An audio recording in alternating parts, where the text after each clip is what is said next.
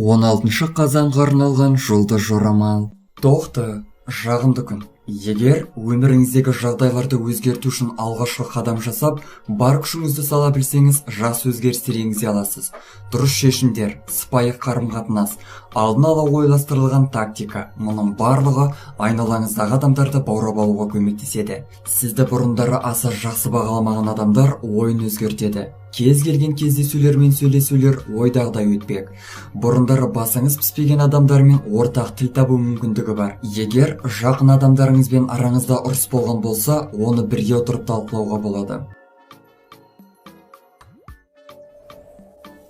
Торпақ, барлығы жақсы болады. Жақсы идеяларыңыз пайда болып, олардың біразын алдағы уақытта жүзеге асырудың сәті түседі. Іскерлік жағдайларды байқау қасиетіңіздің арқасында біраз жұмысыңыздағы шаруаларды оңтайлы шешесіз.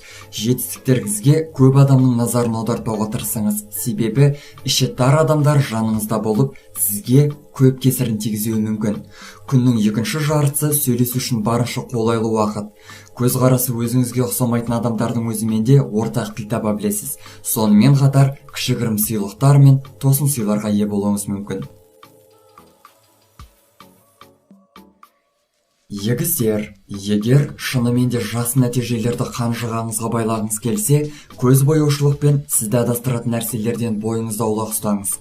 Маңызды сұрақтарды талқылау жұмыстарын кейінге қалдырғаныңыз жөн. Оның себебі бүгінгі күні өзгелермен бір нәрселерді талқылау сізге жақсы нәтиже әкелмейді. Бар күшіңізді салып жатқан шаруаңыз жылдам нәтиже бермеуі мүмкін. Қазіргі уақытта сіз алдағы болашағыңыз үшін еңбектенудесіз. Кешкі уақыттағы оқиғалар сізді біраз қуантпақ. Күтпеген жерден сыйлықтарға ие болуыңыз ғажап емес. Кейбір егіздер өздері күтпеген адамдардың көмегіне ие болады. Шаян, жаңа шаруаларыңыз үшін, оның ішінде күрделі шаруалар үшін де қолайлы күн болмақ. Өз күшіңізге деген сенімділігіңіз жеткілікті. Жұмысыңызға қатысты кездесулер сәтті өтеді. Сіздің жауапкершілігіңіз бен іскерлігіңізді байқаған адамдарға жақсы әсер қалдыра білесіз. Бүгінгі күні жасалатын келісім шарттар мен саудалар сәтті болуы мүмкін. Қаржылық мәселелерді оңтайлы шеше білесіз. Сонымен қатар шығармашылық потенциалыңыз да жоғары деңгейде. Барлық нәрсеге деген ерекше көзқарасыңыздың арқасында көп жағдайдан төте жол таба білесіз. Арыстан, шаруаларыңыз әдеттегіден қарағанда барынша мұқият болуыңызды сұрайды. Ешқандай құжатқа және келісім шарттарға жақсылап оқып танысып алмайынша қол қоюшы болмаңыз. Кері жағдайда мойныңызға жағымсыз жауапкершіліктерді жүктеп алуыңыз мүмкін.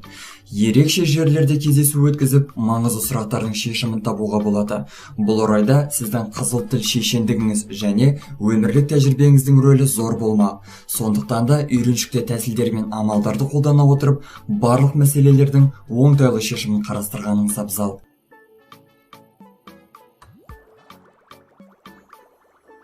Бикеш, барлық тапсырмаларды өзіңіз қалағандай жылдам шешудің сәті түсе бермейді.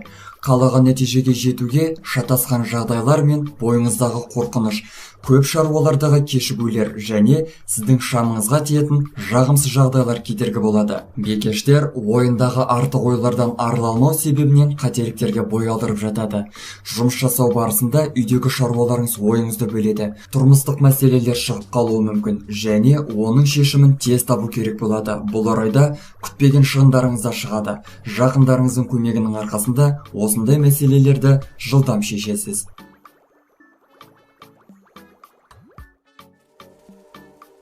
Таразы, күннің бірінші жартысы сәтті өтеді.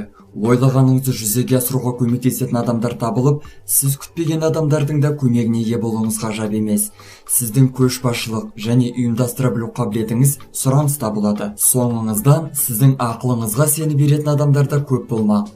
Күннің екінші жартысы сәл қиынырақ өтеді, әсіресе эмоционалды тұрғыдан. Сіз рухани жағынан әлсіздікті сезініп, өзіңізге деген сенімділікті жоғалтып алуыңыз мүмкін.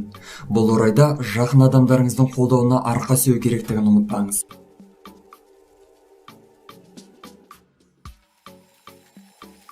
Саршаян, сақ болуыңыз керек. Бұл шиеленісті күн және кез келген қателік сізге өкінетіндей салдар тудыруы мүмкін. Кез келген күмәнді бастамалардан аулақ болғаныңыз жөн. Өзгелерді басқару немесе билеу секілді алдыңғы жоспарларға ұмтылмаңыз. Жағымсыз адамдармен жолығып қалған жағдайда өзіңізді қолда ұстап, олардың сөздеріне мән бермеуге тырысыңыз. Есіңізде болсын, кез келген мәселені шешуде жақын адамдарыңыздың көмегіне жүгінуге болады. Егер мұқият бола білсеңіз, жағдайларды өзгертудің бір емес, бірнеше амалдарын байқайсыз. Оларды уысыңыздан жіберіп алмаңыз. Шешімді түрде әрекет етіңіз. Жұлдыздардың қолдауына міндетті түрде ие боласыз.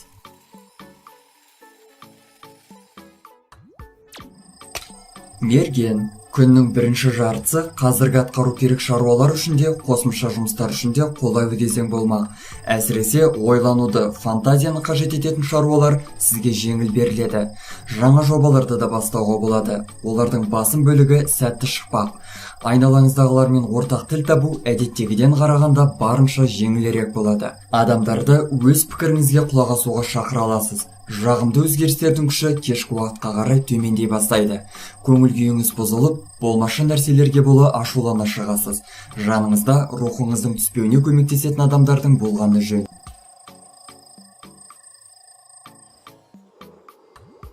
Тауышқа, жайлы күн. Бұрындары шыққан мәселелерді шешіп, шаруаларыңызды ретке келтіруге мүмкіндік бар. Сөйлесулеріңіз жемісті өтіп, жағымды адамдармен танысып қалуыңыз да ғажап емес. Өзіңізге ұнайтын әрі сіз сыйлайтын адамдарға көмектесіп, айналаңыздағыларға жақсылық жасай аласыз. Көптеген тауышкілер өзін және жақындарын уайымға салған мәселелерді оңтайлы шеше алады.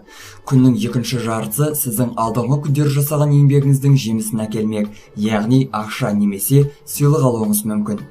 Үлкен сауда жоспарлауға болады, алайда сатып алуға асықпағаныңыз абзал. Алдымен барлық талаптар мен артық кем тұстарын зерттеп алудың артықтығы болмайды.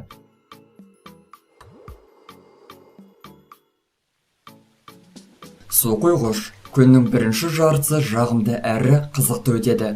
Қолға алған жеңіл болсын, ауыр болсын, барлық шаруаларыңыз сәтті болмақ. Алайда сәттілікке жету үшін темірдей тәртіп керек. Осыны естен шығармаңыз. Ал жаныңыздағы адамдардан тәртіпті жеңіл түрде талап еткеніңіз жөн. Осылайша ешкімнің де көңіліне тимейсіз. Бүгінгі күні көптеген су қойғыштар өзгелерге қалай жұмыс істеу керектігін және қалай басқару керектігін үлгі ретінде көрсетеді. Бұл жұмысыңызда жақсы деңгейге көтерілуге көп септігін тигізбек. Күннің екінші жартысында қобалжып, уайымға салынуыңыз мүмкін. Бұл уақыт жаңа романтикалық қарым-қатынастар үшін аса сәтті емес. Ал егер отбасылы немесе қарым-қатынастағы адам болсаңыз, шиеленісті мәселелерді оңтайлы шеше аласыз. Балықтар, күннің басында жағымсыз сәттер мен ақшадан қағылу сынды жағымсыз оқиғалар орын алуы мүмкін. Жұмысқа қатысты шешімдерді асықпай қабылдауыңыз керек. Бұл орайда әріптестеріңізбен кеңескеніңіз жөн. Іскерлік сұрақтарды талқылап, болашаққа қатысты жоспарларды да пысықтап алғанның артықтығы болмайды. Осының нәтижесінде қалай әрекет ету керектігін түсініп, бір сабырға келіп қаласыз.